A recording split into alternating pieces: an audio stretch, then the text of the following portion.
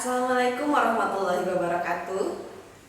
Perkenalkan, saya Ratnadia Pekerti SEMAK, dosen dari Prodi Akuntansi di Fakultas Ekonomi dan Bisnis Universitas Cipasung, Tasikmalaya. Saat ini, saya tengah menjalani proses sertifikasi dosen gelombang 1 tahun 2025 yang diselenggarakan oleh Kemdikti-Saintek. Sebagai bagian dari tahapan tersebut, saya menyusun dokumen pernyataan diri yang merefleksikan pelaksanaan Tridharma Perguruan Tinggi, khususnya dalam konteks penilaian dokumen dosen atau PDD UKT-PT. Dalam kesempatan ini, saya ingin menjelaskan terkait mata kuliah yang saya ampu, yaitu Akuntansi Syariah. Mata kuliah ini saya ajarkan pada semester ganjil tahun akademik 2024-2025 dengan beban studi sebesar 3 SKS.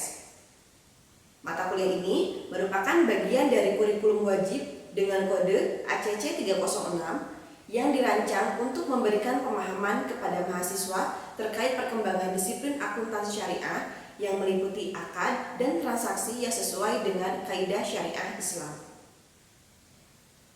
Mahasiswa juga dibekali secara khusus untuk berkesadaran diri, menerapkan etika, dan peduli terhadap sesama dan lingkungan sebagai wujud implementasi kesalehan sosial.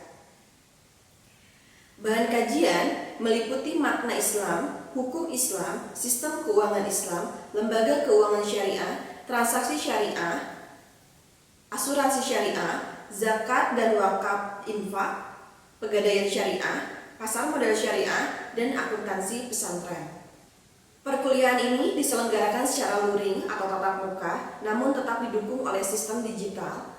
Mahasiswa dapat mengakses materi pembelajaran, mengunduh rencana pembelajaran semester atau RPS, serta mengumpulkan tugas secara daring melalui SIAKAD atau Sistem Akademik Universitas Cipasung, Tasikmalaya yang sudah disediakan. Referensi yang saya gunakan dalam mata kuliah ini adalah berupa buku referensi dari karya ahli, modul praktikum berupa e-book, dan referensi dari publikasi ilmiah yang dihasilkan atau dipublikasikan oleh beberapa peneliti termasuk hasil karya sendiri, agar memiliki nilai kebaharuan sehingga mahasiswa mampu mengikuti perkembangan ilmu pengetahuan dan teknologi masa kini. Mata kuliah ini memiliki integrasi penelitian dan pengabdian masyarakat sesuai dengan konsentrasi saya. Beberapa artikel yang dijadikan bahan referensi dalam mata kuliah ini diantaranya implementasi akad istisna dalam PSAK Syariah 104 dalam transaksi jual beli online yang sudah terpublikasi di Jurnal Aksar Sinta 3, transaksi e-commerce, analisis akad wakalah dan salam serta PSAK Syariah 103, lalu penerapan akad mudharabah dan musyarakah di pasar modal syariah Indonesia, dan optimasi laporan keuangan pondok pesantren melalui pengetahuan akuntansi, pemanfaatan IT, dan sumber daya manusia yang terpublikasi di Jurnal Akuntansi Unsil Sinta 3. Dalam pelaksanaannya, saya menerapkan metode pembelajaran yang aktif, partisipatif, dan penilaian portofolio, di mana interaksi pada mata kuliah ini melibatkan komunikasi dua arah antara dosen dan mahasiswa berupa diskusi, tanya jawab, kolaborasi, dan refleksi bersama. Penilaian ini menekankan pada proses dan hasil belajar mahasiswa serta memberikan kesempatan untuk refleksi dan perbaikan. Untuk pencapaian pembelajaran meliputi CPL 1, CPL 3, CPL 4, CPL 5, dan CPL 6. Untuk CPMK pada mata kuliah ini diantaranya CPMK 1 memiliki integritas profesional dan etika akuntansi syariah dalam menjalankan tugas-tugas akuntansi pada entitas bisnis dan non-bisnis berbasis prinsip syariah. CPMK 2 memahami dan mampu mengaplikasikan teori, konsep, dan standar akuntansi syariah dalam konteks entitas bisnis dan non-bisnis. CPMK 3 mampu menganalisis dan mengevaluasi laporan keuangan syariah untuk pengambilan keputusan yang efektif. CPMK 4 memiliki kemampuan teknis dalam menyusun laporan keuangan syariah sesuai standar yang berlaku. CPMK 5 mampu menggunakan teknologi informasi dan perangkat lunak akuntansi untuk pengelolaan keuangan syariah yang akurat dan efisien. Untuk media pembelajaran pada mata kuliah ini diantaranya meliputi RPS, PowerPoint, artikel ilmiah, buku cetak, dan juga book chapter. Penilaian dalam mata kuliah ini mencakup 6 komponen, yaitu partisipasi dengan bobot 10%, tugas kelompok dengan bobot 10%, tugas mandiri dengan bobot 5%, presentasi 15%, UTS 30%, dan UAS 30%. Dalam proses pembelajaran, saya menerapkan penilaian secara objektif dengan menggunakan rubrik yang jelas, terukur, dan juga transparan. Setiap hasil evaluasi disampaikan kembali kepada mahasiswa sebagai feedback untuk mendorong peningkatan kualitas pembelajaran. Pendekatan ini saya terapkan sebagai bagian dari komitmen untuk menciptakan proses pembelajaran yang aktif dan pengembangan kemampuan menjadi prioritas utama bagi mahasiswa. Melalui strategi tersebut, saya berharap mahasiswa tidak hanya memahami materi secara konseptualnya saja, melainkan mampu berpikir secara kritis, tanggap terhadap perubahan, serta siap menghadapi tantangan dunia kerja, khususnya dalam bidang akuntansi. Baik, berikut adalah video proses pembelajaran mata kuliah akuntansi syariah dengan materi pada pertemuan kelima, yakni akuntansi salam dan istisna. Bismillahirrahmanirrahim. Assalamualaikum warahmatullahi wabarakatuh.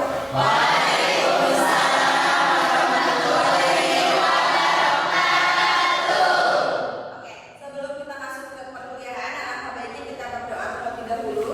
Kita berdoa sesuai dengan kepercayaan masing-masing. Berdoa mulai.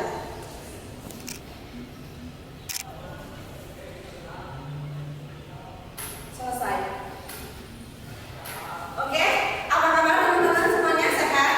Alhamdulillah, luar biasa. Alhamdulillah, kita masih diberikan kesempatan untuk bertemu hari ini di mata kuliahnya akuntansi syariah. Sebelumnya di minggu sebelumnya itu kita sudah membahas terkait dengan akuntansi murabahah, gitu ya. Ada yang masih ingat apa itu akuntansi murabahah?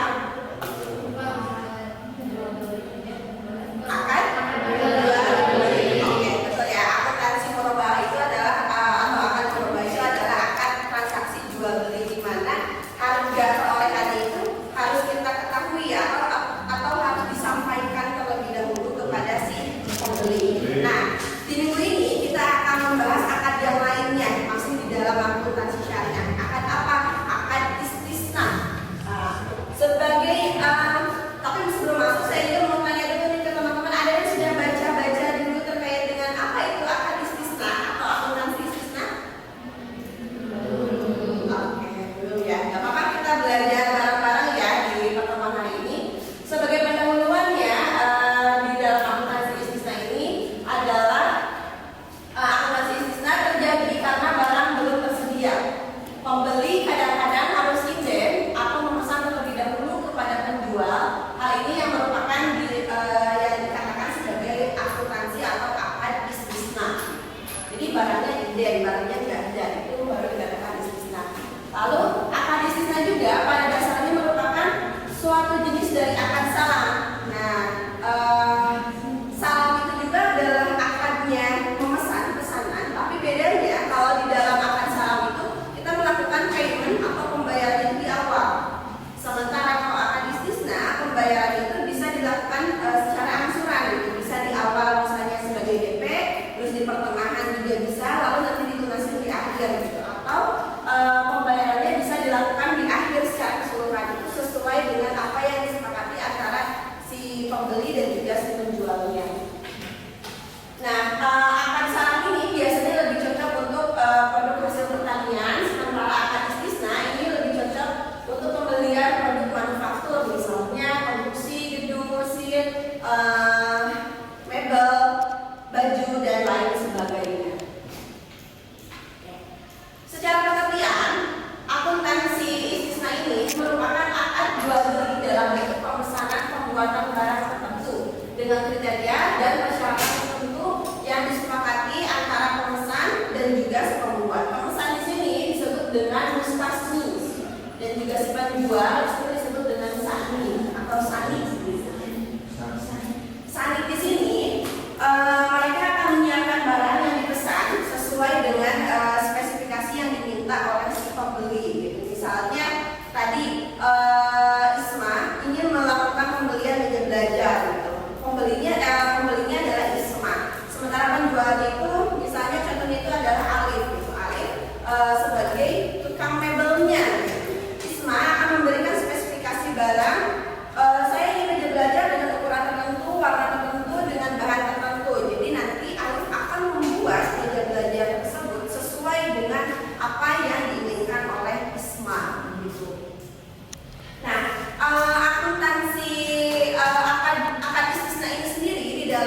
sudah ada aturannya di dalam akun syariah, itu masuk dalam PSAK 104. Jadi IAI Dewan Syariah itu karena memang perkembangan industri perbankan syariah juga sudah mulai meningkat, sehingga IAI ini mengeluarkan sebuah produk gitu, sebuah pedoman khusus untuk yang syariahnya.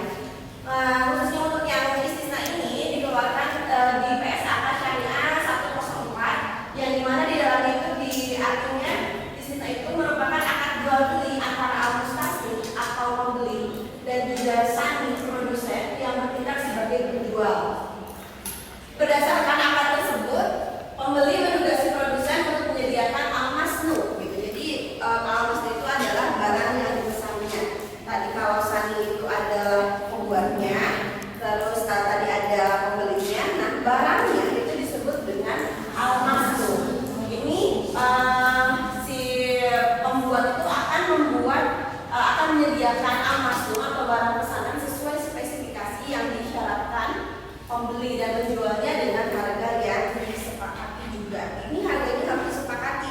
Jangan sampai karena tadi kita misalnya ISMA udah minta spesifikasi barang itu dengan seperti A gitu ya. Ternyata ahli itu menyanggupinya ya dengan harga yang tidak disanggupi oleh ISMA gitu.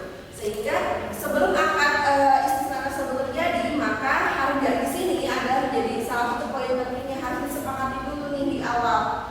Kalau misalnya harganya itu ternyata alif menyanggupi tapi harganya 5 juta, sementara ISMA sebagai pembeli nggak sanggup nih kalau 5 juta. Maka negosiasi harus dilakukan di awal sebelum akad tersebut terjadi. Jadi jangan dilakukan barangnya udah beres baru dilakukan negosiasi harga. Aku sakio harganya, nggak bisa seperti itu ya. Jadi harus di awal dulu disepakati. Kalau misalnya memang sanggupnya 3 juta, maka apakah nanti Alif sebagai pembuat itu akan menurunkan spesifikasinya atau tidak? Jadi itu disepakati itu harus dilakukan di awal. Karakteristik dari akad istisna itu ada 3. Jadi kalau misalnya tidak ada dalam kategori ini, maka itu tidak termasuk dalam akad istisna. Yang pertama, barang pesanannya itu harus memenuhi kriteria proses setelah akadnya. Ini memerlukan proses pembuatan setelah akad disepakati ini lalu sesuai dengan spesifikasi. Ini jelas. Kalau misalnya tadi ISMA minta warnanya ungu, ya berarti nanti Alif harus bikinnya warnanya ungu. Ungunya pokoknya mau ungu purple gitu kan. Kalau yang sekarang mah ada purple, ada violet, karena terus ada apa lagi ya? Dusty purple dan lain sebagainya. Ya kan sebetulnya itu masih ungu ya, masih ungu, tapi ya itu jenis-jenisnya jadi beda-beda. Kayak pink, ada baby pink dan lain sebagainya gitu. Nah, ketika ISMA mintanya Dusty purple, maka Alif harus membuatnya ya sesuai kayak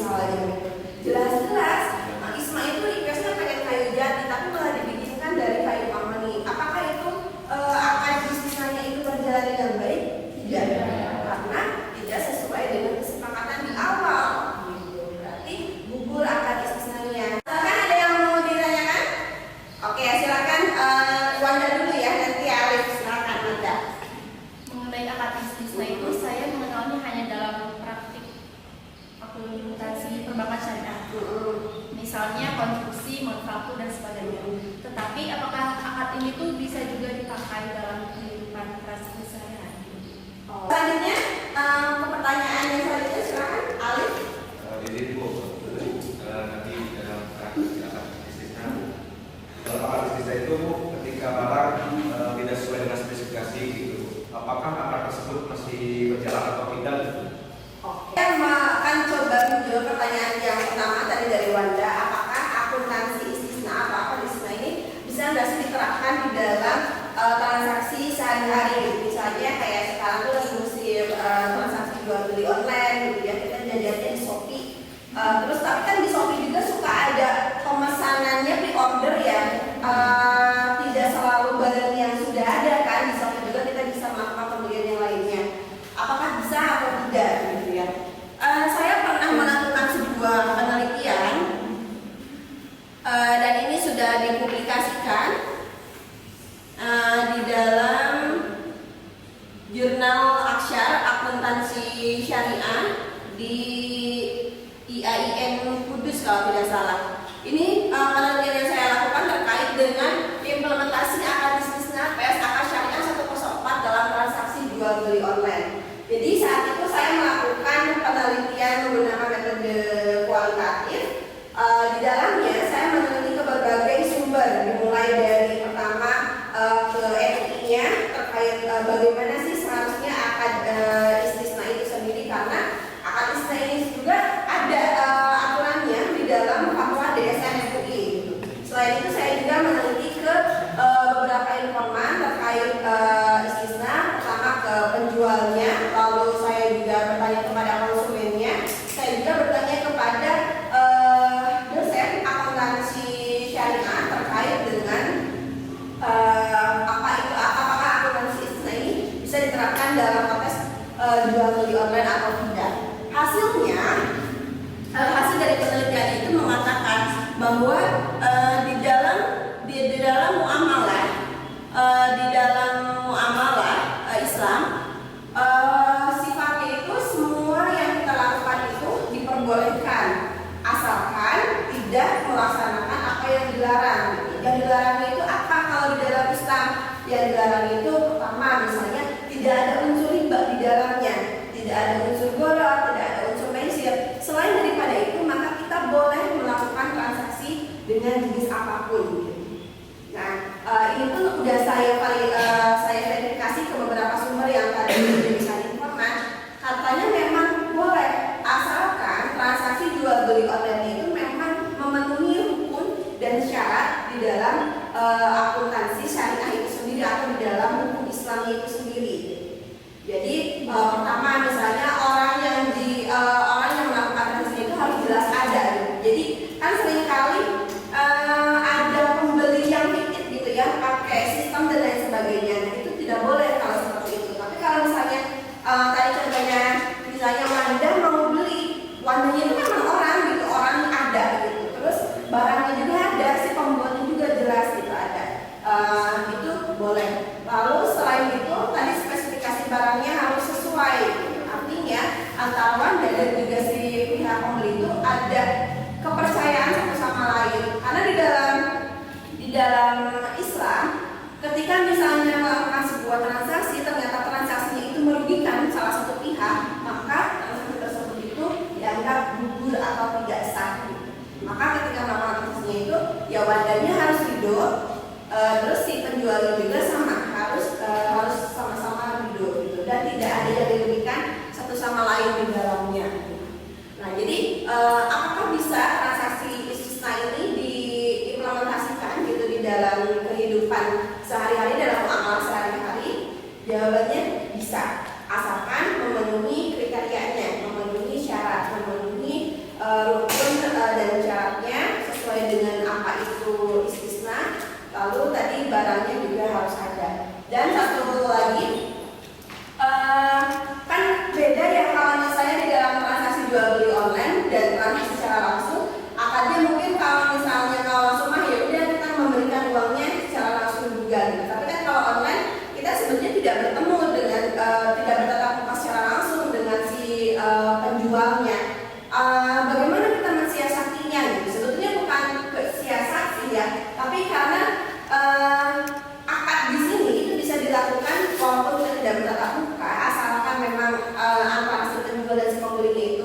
benar-benar paham satu sama lain, terus percaya dan tidak ada tidak ada yang disembunyikan begitu, artinya saling jujur ya, itu boleh-boleh aja walaupun tidak bertemu secara langsung. Jadi nanti pembayarannya dilakukan secara online, melakukan transfer atau menggunakan Shopee Pay dan lain sebagainya.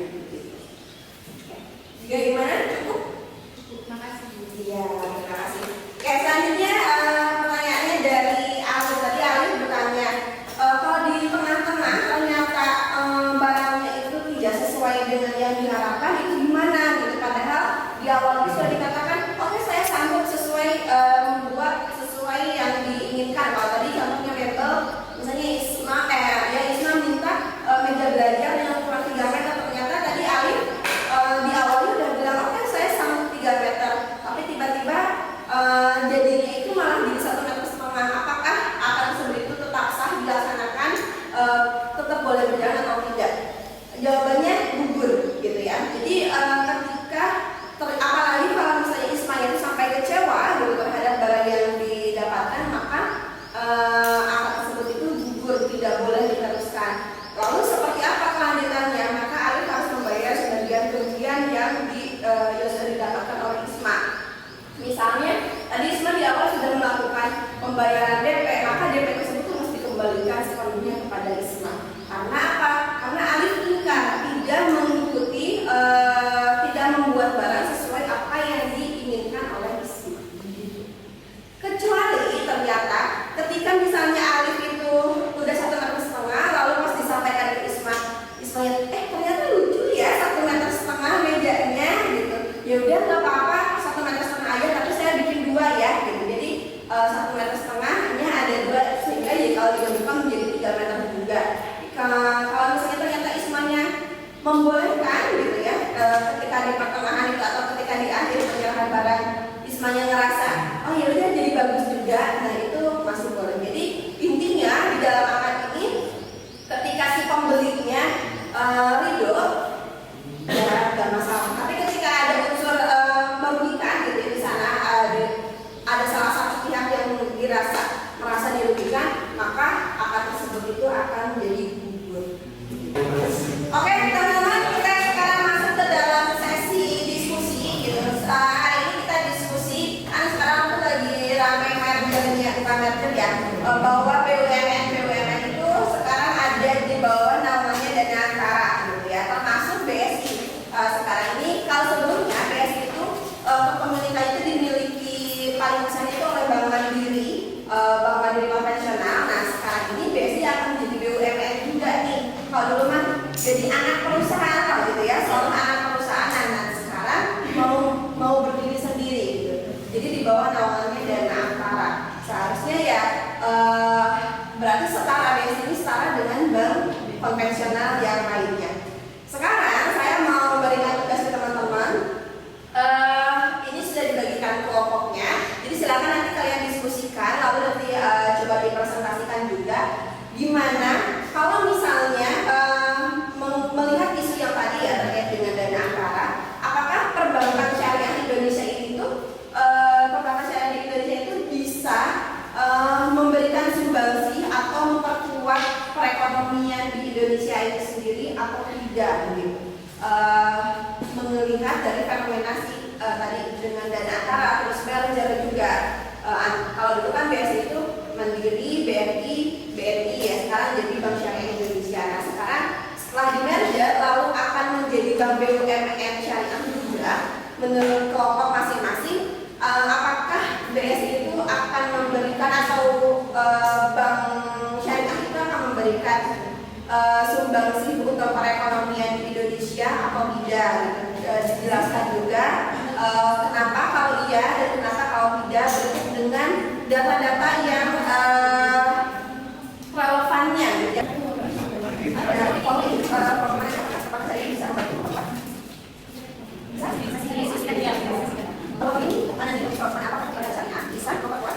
Perekonomian di Indonesia bisa. Jadi nanti datanya harus dicari ya. Argumen-argumen yang nanti apa yang membuat kalian lupa pada kalau kita pasang-pasang data.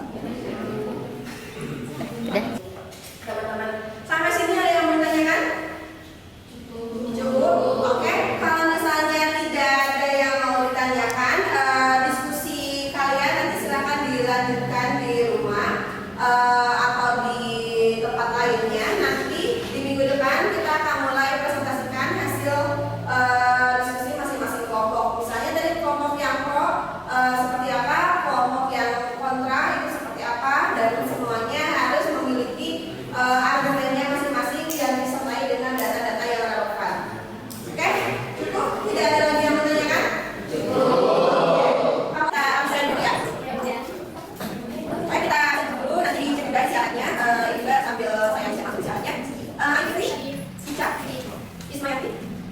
Mana Gis? Nur ke sana? Tinggal? Asyifa?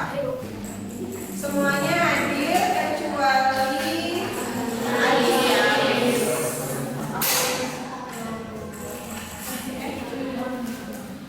kalau tidak ada lagi yang mau ditanyakan, kita akhiri saja perkuliahan hari ini dengan bacaan hamdalah bersama-sama.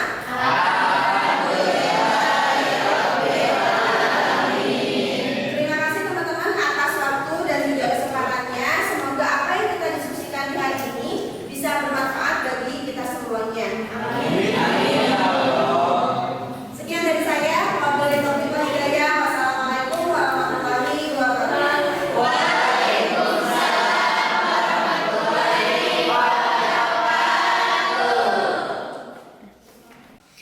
Sekian video rekaman proses pembelajaran untuk mata kuliah akuntansi syariah, program studi akuntansi Universitas Cipasung Tasikmalaya.